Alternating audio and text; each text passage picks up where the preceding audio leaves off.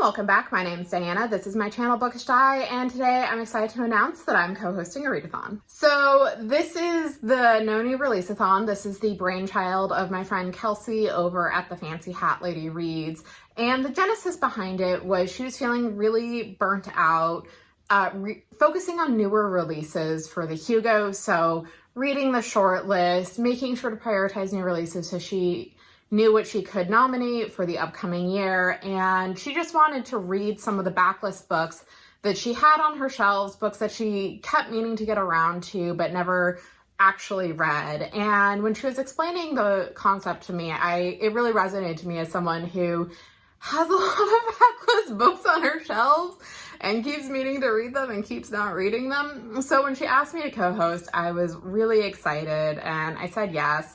And she came up with a point system, tiers where you can earn points and how they stack up. So I'm going to explain all of that.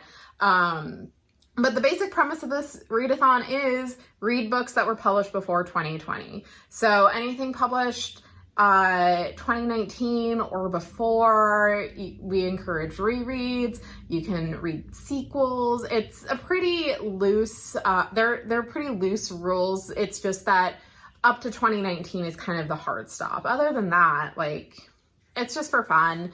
It'll be a chill time. So yeah, let's get into the prompts.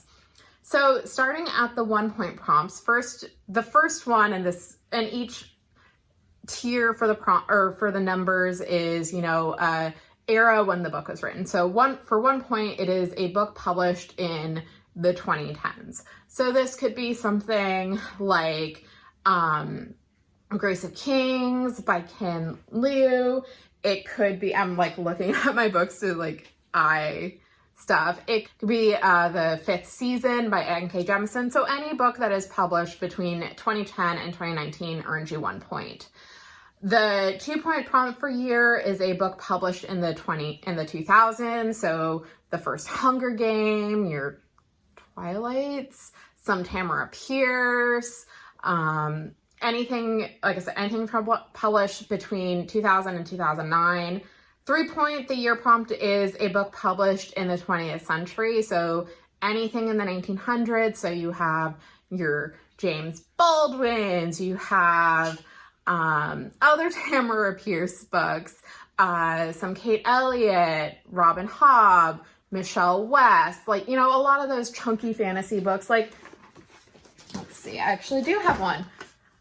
I could reread Melanie Ron's The Ruins of Ambrai, and that would count. And I'm sorry, you can hear my cats going buck wild in the background. And then the 4 point year prompt is a book that was published prior to the 20th century.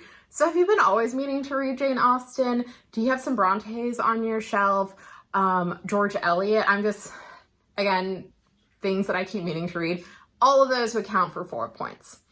And then you can also stack points. So there are some additional prompts, and one book has to be used for every year prompt, and then it can be used up to 2 more. So the other 1 point prompts are a spooky book, so a horror book, or something that's more gothic. So Rebecca that could count as a spooky book, and then a book that's a reread. The other 2 point prompts are read a book by a BIPOC author or read a book with an LGBTQ protagonist. The other 3 point prompts are read a sequel or read a short story, anthology, or collection.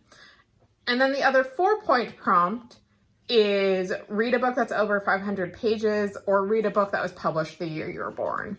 So to give you some examples of what this might look like. So using The Ruins of Ambrai as an example, this would get me 3 points off the bat because this was published in the 20th century. This particular book, God, I cannot remember. This was published in 1994.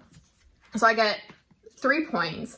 Then I would get an additional point because this is a reread. I did read this several decades ago. And this is my Song of Ice and Fire. This is my great unfinished series. We're never getting a conclusion to this series, and it is painful to me, but that is beside the point. So, and then I would get another 4 points because this chunky ass book is clearly over 500 pages. So this one book would net me 9 points total. Another example of how the prompts might stack. So this is the reissue of The Best of All Possible Worlds by Karen Lord. So this would give me 1 point initially, because although this is the reissue, the book was initially published in 2013. And I would get another 2 points because it is a BIPOC author. So this would be a 3-point book for me. So that kind of hopefully gives you an idea of how the points stack up. And then in terms of what the points get you, it's just, a little emoji achievement, a little, trophy that you can put on your Twitter handle or your Instagram account or your Blue Sky. It's for fun. It's for bragging rights. So the achievements are from 1 to 5 points, you get a little baseball hat. 6 to 10 points, you get a little graduation cap. 11 to 15 points, you get a sun hat. 16 to 20 points, you get a top hat. And then at 21 points or more, you get a crown. So hopefully this all made sense. I'm going to be doing a pile of possibilities style TBR, just because I have no idea what my October is going to be looking like. I have some work commitments and I assume I'm going to be busy with that. So I'm leaving it open, but like I said, I have so many freaking backlist books on my shelves. So I'm going to do another, like I said, pile of possibilities project next week, where I kind of walk you through what I might read and kind of talk through the point spread. But yeah, I think this will be a lot of fun. It will be a good incentive for me to read books on my shelves that I've been collecting for years, or, reread some favorites. Like, I always keep meaning to reread Crown Jewel by Sherwood Smith, and, that would get me some points. That's a backlist book. So yeah, I hope you all decide to participate. Kelsey kept it deliberately pretty low key, to not make it stressful, and we'll have some more information coming out. Keep an eye. I'll be posting updates here. I'll also be posting updates on X and Blue Sky, or Twitter and Blue Sky. So I'll post my links for my handles there. And Kelsey is also going to be posting updates on Twitter and TikTok and Mastodon. And I believe Rachel over at Kalinati will be posting some information on Instagram. So yeah, I really hope you all decide to join us. It should be a fun time. And I hope your October is full of interesting backlist reads. Thank you all so much for watching. If you're interested in participating, let me know in the comments below. And if you enjoy what you see, please like and subscribe. Thanks and have a great day. Bye.